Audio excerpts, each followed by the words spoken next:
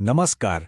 चलिए आज जीवन के सबसे बुनियादी स्तर पर एक गोता लगाते हैं, उन अणुओं को समझने के लिए जो हमें और हमारे आसपास के हर जीव को बनाते हैं। इन्हें कहते हैं बायोमॉलिक्यूल्स, यानी जीवन के असली आर्किटेक्ट। जरा सोचिए, ये कितना गहरा सवाल है ना? एक तरफ हैं बस कुछ बेजान एटम्स और मॉलिक्यूल्स, और दूसरी तरफ एक जिंदा जागता, सांस लेता हुआ प्राणी। आखिर इन दोनों के बीच का ये जो फासला है, इसे भरता कौन है? इसका जवाब छिपा है चार खास तरह के मॉलिक्यूलर चमत्कारों में: कार्बोहाइड्रेट, प्रोटीन, लिपिड और न्यूक्लिक एसिड।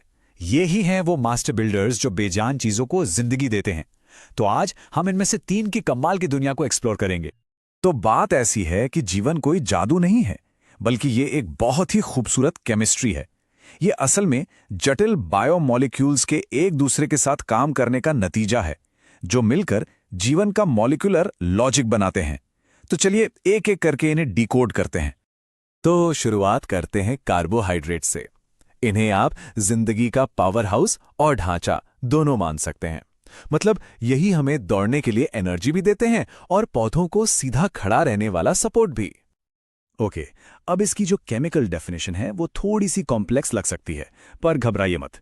असल में ये बस एक फैंसी तरीका है ये कहने का कि ये जीवन की शुगर और स्टार्च हैं।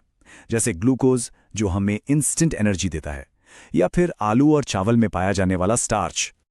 तो इन कार्बोहाइड्रेट्स का जो सबसे बेसिक बिल्डिंग ब्लॉक है, यानी सबसे छोटी यूनिट, उसे कहते हैं मोनोसैकाइड। ग्लूकोज इसका सबसे अच्छा उदाहरण है, हमारे सेल्स का मेन फ्यूल। समझ लीजिए ये एक अकेली ईंट जैसा है जिससे आगे चलकर बड़ी बड़ी दीवारें बनेंगी। और जब ऐसी दो ईंटें एक साथ जुड़ जाती हैं, तब बनता है एक डाइसैकराइड। इसका सबसे आम उदाहरण वही चीनी जो हम रोज इस्तेमाल करते हैं, यानी सुक्रोज। ये ग्लूकोज और फ्रुक्टोज के जुड़ने से बनता है। और फिर सोचिए, जब हजारों ऐसी ईंटें एक लंबी चेन में जुड़ जाएं, तब बनते हैं पॉलीसैकेराइड्स, स्टार्च। इसका एक बेहतरीन उदाहरण है। ये पौधों का एनर्जी गोडाउन है, एक पूरी दीवार जो हजारों ईंटों से बंधी हो, बिल्कुल वैसा ही। तो मोटा मोटा देखा जाए तो कार्बोहाइड्रेट्स एनर्जी देने, एनर्जी को स्टोर करने और स्ट्रक्चर बनाने, इन सब के लिए बेहद जरूरी हैं। पौधों की सेल वॉल सेलुलोज से बनी होती है, और सोचिए हम रोज लकड़ी और कॉटन के रूप में इसका इस्तेमाल करते हैं। चलिए अब आते हैं हमारे दूसरे बायोमॉलिक्यूल पर, प्रोटीन्स। इन्हें बॉडी की मशीनें या वर्क हॉर्स भी कहा जा सकता है। ऐसा इसलिए क्योंकि एक सेल के अंदर होने वाला लगभग हर काम यही संभालते हैं। तो ये प्रोटीन्स हैं क्या? सिंपल भाषा में ये अमीनो एसिड्स नाम की छोटी छोटी यूनिट्स की लंबी चेन्स हैं। ऐसे इमेजिन कीजिए कि अमीनो एसिड्स एक धागे पर पिरोए हुए मोती हैं, और वो पूरी माला ही एक प्रोटीन है। और हाँ, ये मोती एक खास बॉन्ड से जुड़े होते हैं जिसे पेप्टाइड बॉन्ड कहते हैं। लेकिन असली जादू तो यहां से शुरू होता है। प्रोटीन सिर्फ एक सीधी चेन नहीं है, नहीं, इसके स्ट्रक्चर के 4 लेवल्स होते हैं। शुरुआत होती है अमीनो एसिड के एक यूनिक सीक्वेंस से।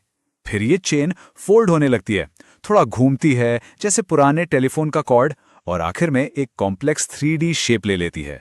और यही 3D शेप, यही इसकी सुपर पावर है। इसी से तय होता है कि प्रोटीन क्या काम करेगा। तो इस फोल्डिंग से आमतौर पर दो तरह के शेप्स बनते हैं। एक होते हैं फाइब्रस प्रोटीन्स, लंबे धागे जैसे। इनका काम स्ट्रक्चर देना है, जैसे हमारे बालों में केराटिन। और दूसरे हैं ग्लोब्यूलर प्रोटीन्स। ये गोलमटोल होते हैं, इनका काम फंक्शनल होता है, जैसे इंसुलिन या एंजाइम्स। अब बारी है हमारे तीसरे हीरो की, न्यूक्लिक एसिड्स। इन्हें आप जिंदगी का ब्लूप्रिंट या रेसिपी बुक कह सकते हैं, क्योंकि बॉडी को कैसे बनाना है और कैसे चलाना है, सारी इंफॉर्मेशन इन्हीं के पास होती है। तो जैसे कार्बोहाइड्रेट का बिल्डिंग ब्लॉक मोनोसैकेराइड्स था, वैसे ही न्यूक्लिक एसिड का बिल्डिंग ब्लॉक है न्यूक्लियोटाइड। और इस न्यूक्लियोटाइड के 3 हिस्से होते हैं, एक शुगर, एक फॉस्फेट ग्रुप और एक नाइट्रोजन वाला बेस। ये तीनों मिलकर एक यूनिट बनाते हैं।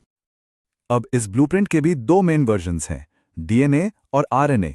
इनमें 3 बड़े फर्क हैं। पहला, इनकी शुगर अलग अलग होती है। दूसरा, इनका एक बेस अलग होता है। डीएनए में थाइमीन है तो आरएनए में उसकी जगह यूरेसिल। और तीसरा और सबसे जरूरी, डीएनए एक डबल हेलिक्स स्ट्रक्चर है, जबकि आरएनए आमतौर पर सिंगल स्ट्रैंडेड होता है। डीएनए का स्ट्रक्चर देखें तो ये एक घूमी हुई सीढ़ी जैसा लगता है।